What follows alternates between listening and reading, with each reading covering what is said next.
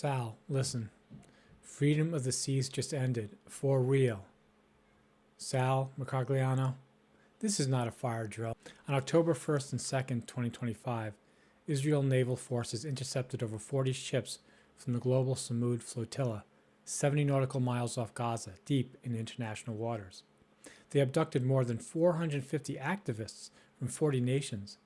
That wasn't a border patrol gone wrong.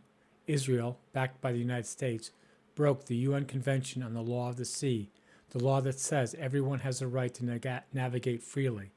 You know this better than anyone, Sal. Several nations had warships escorting that flotilla. They withdrew, not because they agreed, but because they didn't want a military clash with Israel. Think about that. So why am I talking to you, Sal? Why? Because I love your work. I love what's going on with shipping. I don't even have that much interest. Even if someone doesn't care about shipping, they should still watch you. You're the best kind of teacher. Warm, passionate, fair, and deeply human. But right now, you're catching heat. You covered the Samud flotilla seizure, and someone accused you of not holding the U.S. accountable. You answered respectfully. You said the flotilla was small, not much aid. Houthis are the real threat. You said Israel was wrong, but you downplayed it. And I get why. Your worldview is built on respect for the U.S. military, for the Navy and Merchant Marines which you served, that's kept the sea lanes open since World War II, for the America that said everyone sails free. But Sal, that America is going, maybe gone. You don't want to tie the Navy to this mess. I get it. But if you stay quiet, are you really doing them any favors? Because Israel just told the world freedom of the seas applies only when we and the U.S. say so. And we back them with our weapons, with our silence. Not you personally, not me, not most Americans.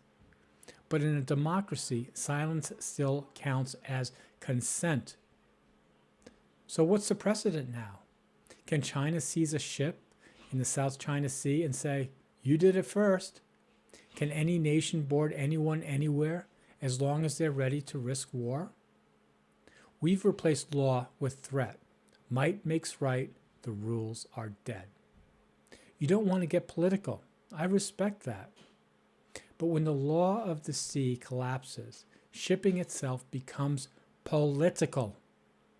Because if freedom of navigation is gone, there is no what's going on with shipping. It's more like what's going on with piracy. The Navy can't speak. They must follow orders. But someone has to defend the principle that kept sailors safe for generations. And if it's not people like you, credible, knowledgeable, respected, then who? Here's the bitter irony. The U.S. has never been weaker at sea.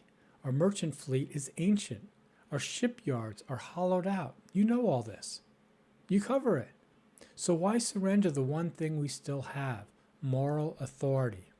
Why trade speak softly and carry a big stick for shout loudly and pray the engines hold? Sal, I know it's hard to make a stand, but this is that moment.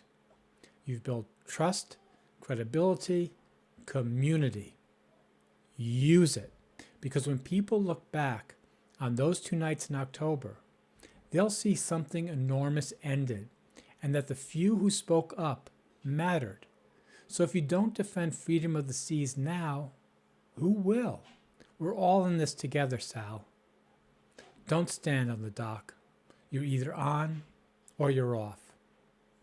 All hands on deck.